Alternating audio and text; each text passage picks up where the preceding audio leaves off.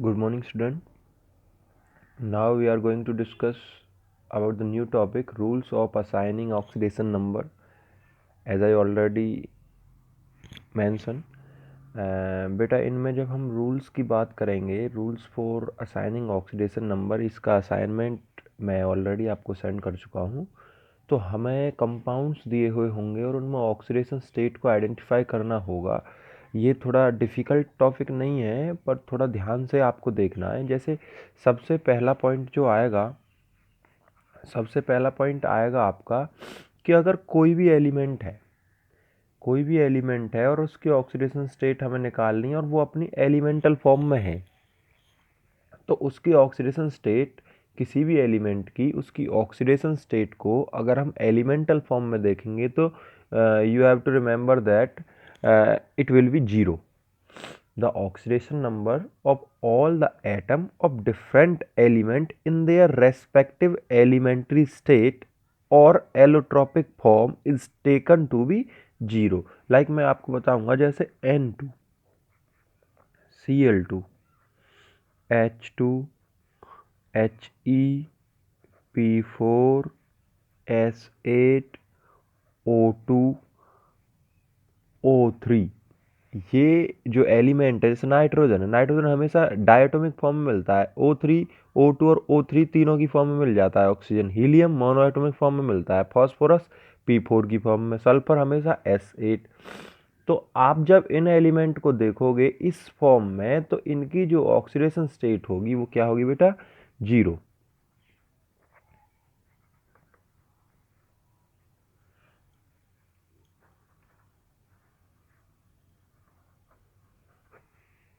Getting?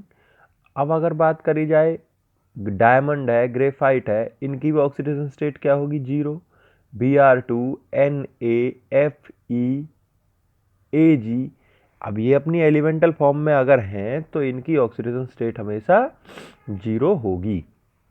दूसरे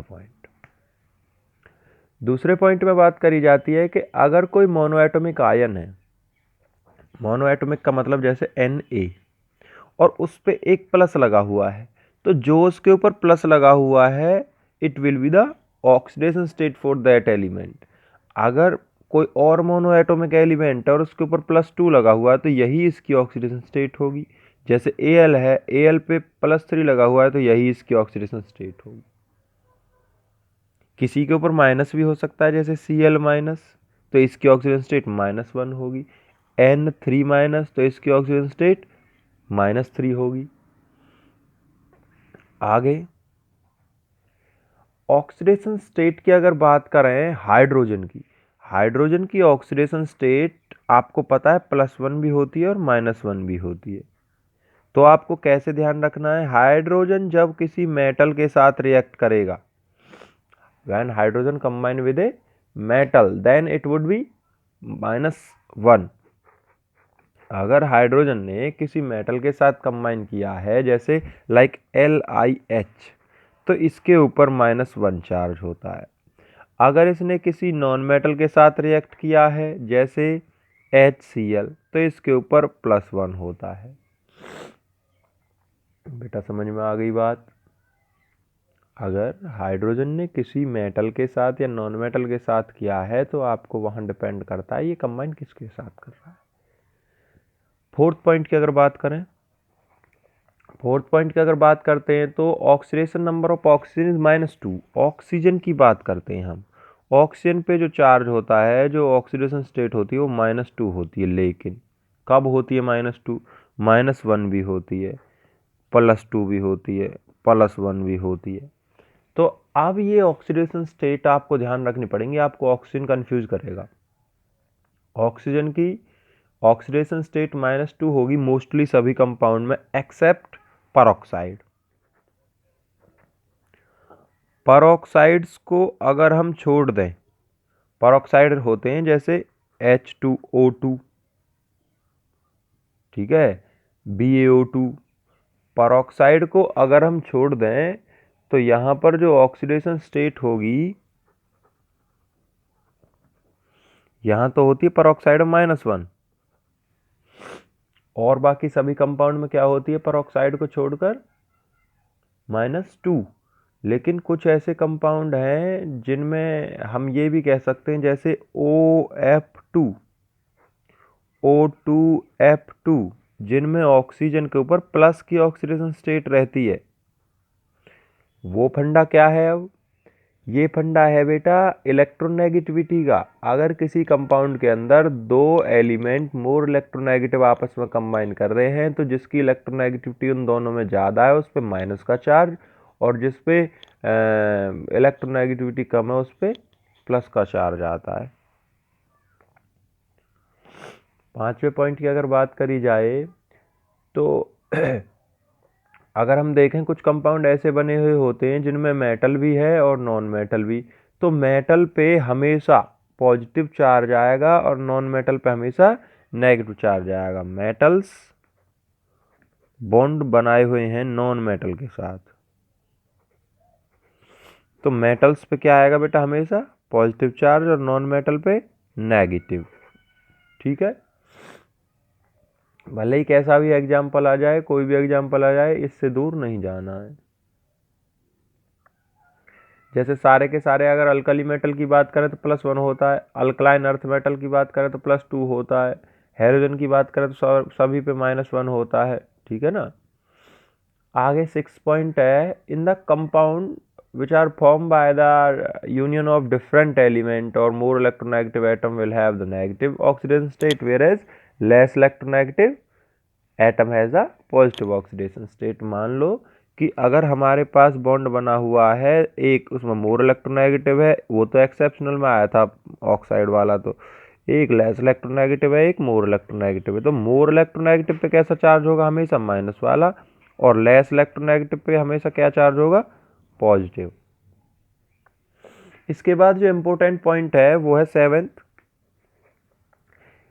point में है, न्यूट्रल अगर कोई कंपाउंड है,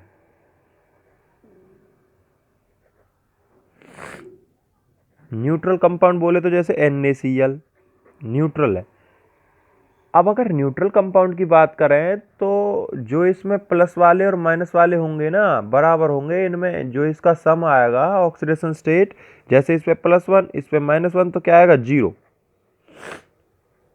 ओवरऑल ऑक्सीडेशन स्टेट का रिजल्ट क्या आएगा? 0।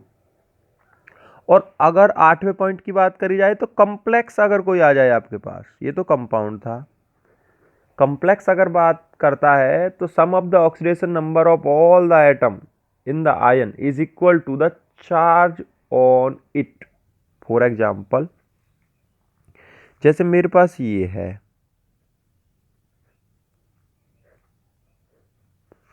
ये है कॉम्प्लेक्स। अब जो ये कॉम्प्लेक्स है, इस कॉम्प्लेक्स में क्या है बेटा? इसका हम ऑक्सीडेशन स्टेट अगर निकालेंगे तो X प्लस NH3 पे चार्ज पता होना चाहिए 0 होता है, और मल्टीप्लाई बाय 6 किसके इक्वल होगा? जो इसके ऊपर चार्ज रखा होगा, ये कह रहा था पॉइंट। अब X की वैल्यू क्या आ गई? +3। ये 12th में बड़ा इंपॉर्टेंस है, ये कोऑर्डिनेशन कंपाउंड में आएगा बेटा पूरा का पूरा पॉइंट। लास्ट पॉइंट है, अगर आपके पास पोली एटॉमिक आयन है, पोली एटॉमिक बोले तो जैसे CO3, ये है पोली एटॉमिक। पोली एटॉमिक आयन के ऊपर जो भी चार्ज लिखा हुआ होता है, जो ऑक्सीडेशन स्टेट लिखी हुई होती है ऊपर, जैसे इस पे हमेशा आपको -2 लगा हुआ मिलेगा, वही इसका ऑक्सीडेशन नंबर भी होता है, वही इसका ऑक्सीडेशन नंबर भी होगा। जैसे अब मैं आपको कुछ एलिमेंट देता हूं और आपको कैलकुलेट करनी है उनके ऑक्सीडेशन स्टेट। मान के चलो सल्फर की निकालोगे आप H2S में, फिर कार्बन की निकालोगे आप CO2 में, और नाइट्रोजन की निकालोगे आप NH4 का होल ट्वाइस SO4, फॉस्फोरस की निकालोगे आप Na3PO4 में। तो इनमें ऑक्सीडेशन स्टेट निकालनी है जिन जिन पे मैंने मार्क कर दिया है उसकी। ठीक है, कोई दिक्कत तो नहीं होगी। तो इसका स्क्रीनशॉट ले लो और निकाल के मेरे को फिर मैसेज करना है कि सर इनकी ये आ गई, और अगर तुम्हें कोई दिक्कत है किसी में तो ये मेरे को बता देना है।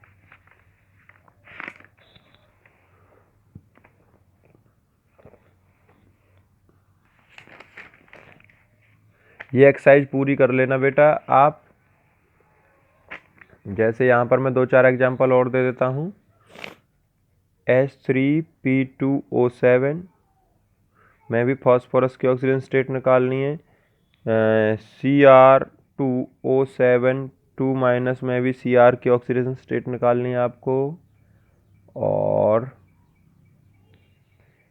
FeCN का होल 6 4- Fe की ऑक्सीडेशन स्टेट निकालनी है आपको। सभी रूल्स लगेंगे इसमें, ध्यान से करना। ठीक है, इतने ही हैं। एक और लिख लो, ClO4- में Cl की ऑक्सीजन स्टेट निकालनी है। ठीक है बेटा, ये काम आज का है, आपको करना है। Thank you.